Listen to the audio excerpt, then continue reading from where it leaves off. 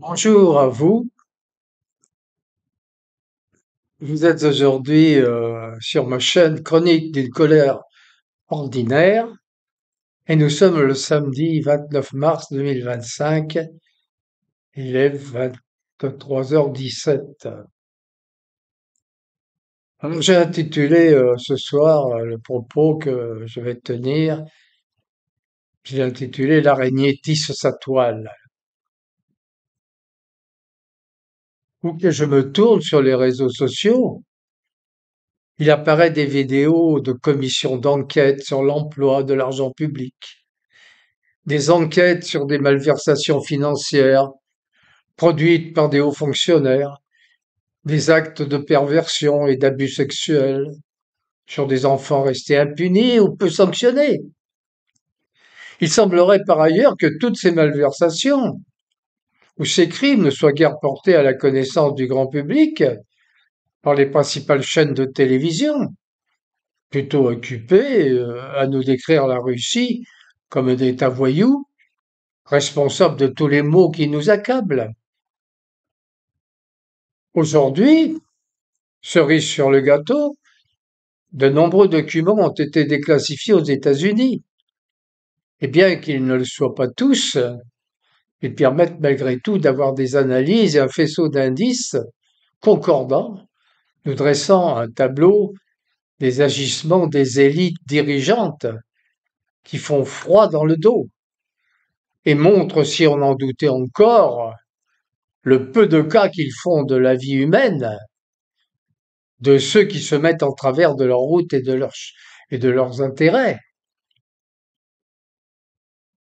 C'est ainsi que l'assassinat de JFK apparaît presque comme un cas d'école, où nous constatons que la mort de ce président a été perpétrée avec la complicité de son vice-président, Lyndon Johnson, d'une partie de la CIA et du FBI, et avec une participation active du Mossad.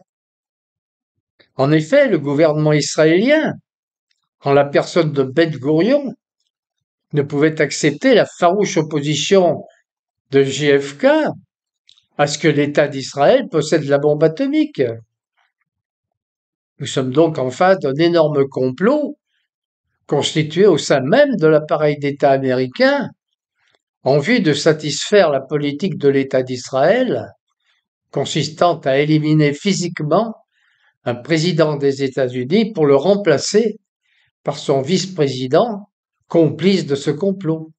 On pourrait d'ailleurs dire que c'est à partir de ce moment que la mainmise de l'État d'Israël sur les États-Unis a véritablement été actée. Lyndon Johnson a ensuite accepté, une fois devenu président, tout ce que demandait Israël, sans aucune restriction, et a apporté toute l'aide nécessaire pour l'obtention de l'arme atomique, ainsi que l'acceptation que l'AIPAC ne soit pas considéré comme un agent étranger, ce que JFK avait refusé en 1963 pour le ZFC, ancêtre de l'AIPAC. Le prédécesseur de JFK, le président Eisenhower, avait dans un de ses derniers messages insisté sur le danger que revêtait le complexe militaro-industriel pour la nation américaine et montré les tentacules qu'il avait développés dans toute l'administration. Depuis, nous en avons eu les preuves éclatantes et toutes les guerres et les innombrables tentatives de déstabilisation de pays encore stables et indépendants, n'appliquant pas aveuglément les directives de Washington, nous permettent de comprendre la puissance maléfique d'une telle pieuvre.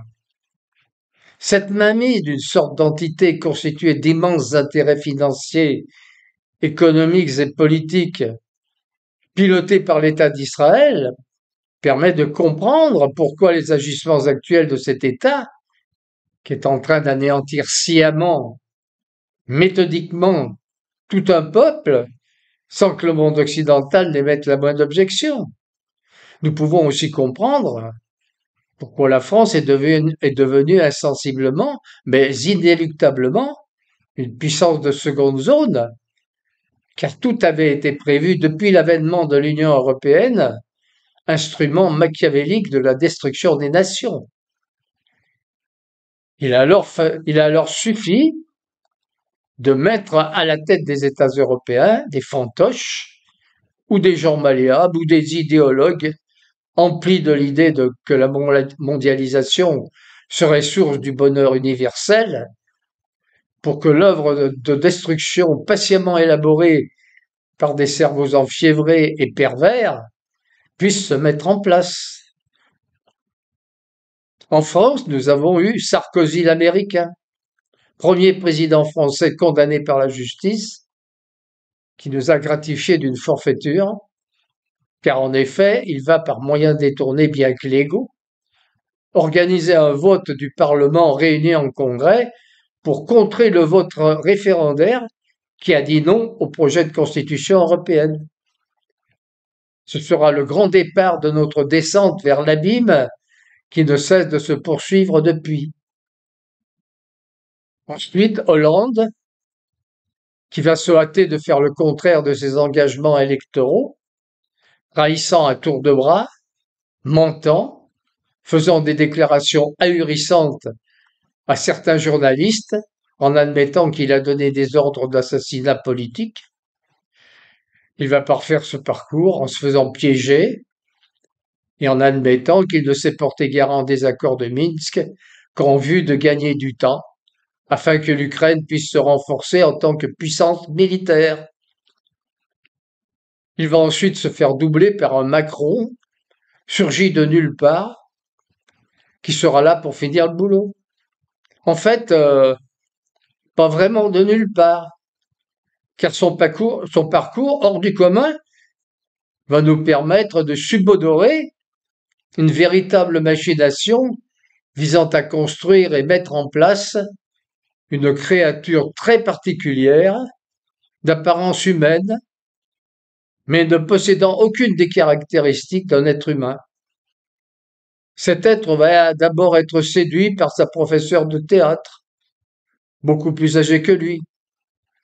Il va poursuivre une scolarité qui l'emmènera à l'ENA, où il se passera des choses étranges dans sa promotion. Le classement sera contesté par les élèves, et pour la première fois dans les annales de l'établissement, cette promotion n'aura pas de classement, ce qui permettra au jeune Macron d'intégrer l'inspection des finances, réservée aux 3 premiers du classement. Il sera ensuite, après 4 ans à l'inspection des finances, intégré dans la direction de la banque Rothschild en 2008, comme directeur, ce qui ne s'était jamais vu. Quelle chance à cet individu! Est-il d'une telle intelligence? A-t-il de telles connaissances hors du commun qui pourraient expliquer ces marques de bienveillance, de faveur particulière? Selon certains témoignages de camarades, ou plutôt collègues, chez Rothschild, c'était loin d'être le cas, et il restait assez étranger au terme des bilans d'entreprise pourtant couramment employés. Puis le voilà enfin dans les arcanes du pouvoir en 2014, quand il devient ministre des Finances. Tout semble avoir été fait pour préparer son avènement et savonner la présidence de Hollande, qui là, il faut le dire, bien aidé. Alors, tout doucement, le plan se met en place. L'araignée tisse sa toile qui sera bientôt terminée.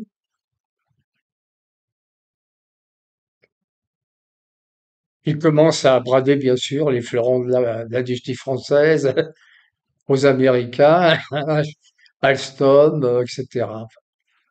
C'est connu, affaire connue. Nous assisterons à une avalanche des unes des journaux les plus importants, comme jamais dans l'histoire des campagnes électorales, au moment où il va poser sa candidature après avoir créé son parti En Marche. C'est vraiment de la chance qu'il trouve une telle ferveur des médias et des milliardaires. Vous avez encore des doutes? Il est enfin en place en 2017. Il est élu, bien entendu. Je vous passe le passe-passe électoral en 2017 qui continue la comédie. Il va passer comme une lettre à la poste. Les Français sont vraiment dévots. Le général avait raison. La grande œuvre de destruction va pouvoir battre son plein. Je ne vais pas à nouveau faire une revue exhaustive de tous les crimes, délits, turpitudes diverses qui vont agrémenter le règne de Macron 1 et 2. Non, je l'ai fait abondamment dans mes vidéos, et je ne pense pas qu'il soit utile d'y revenir. Non, je vais simplement faire un petit rappel des faits les plus marquants par leur sauvagerie, leur bassesse et leur illégalité flagrante. Je pense que vous avez encore en mémoire la fausse pandémie. Il nous avait été présenté comme un virus nouveau, qui nous tombait dessus comme par hasard. Eh bien, pas du tout. C'était en fait un virus patiemment élaboré dans les laboratoires de la DARPA américaine, puis ensuite en Chine afin de le rendre de plus en plus nocif pour l'homme. Tout cela a été prouvé, mais rien de bien tangible comme peine, pourtant largement méritée, n'a pour l'instant été constaté. Aucune condamnation. Vous n'avez certes pas non plus oublié les assassinats de nos anciens, dans les EHPAD avec l'administration généreuse de Rivotril, après des PCR foireux. Ces crimes ont-ils été punis? Rien pour l'instant. Et l'obligation vaccinale pour les soignants, qui a eu pour conséquence la destruction de vie sociale et quelquefois de vie tout court, car il y a eu de nombreux suicides. Notre président s'illustra en disant qu'il ne les considérait plus comme des citoyens, alors qu'il savait pertinemment que le vaccin n'empêchait pas la contagion. En a-t-il subi un quelconque désagrément? A-t-il été poursuivi pour mensonge, ayant entraîné de graves dommages? Rien du tout. Et ce virus malin qui ne contaminait que les gens debout? Et ces médicaments qui s'entêtaient à soigner, alors qu'ils n'auraient jamais dû le faire? Ce médicament employé en Afrique depuis plus d'un siècle, et que j'ai pris moi-même pendant 28 ans, pour soigner ou éviter les crises de paludisme.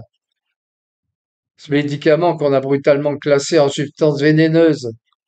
Est-ce à rire ou à pleurer?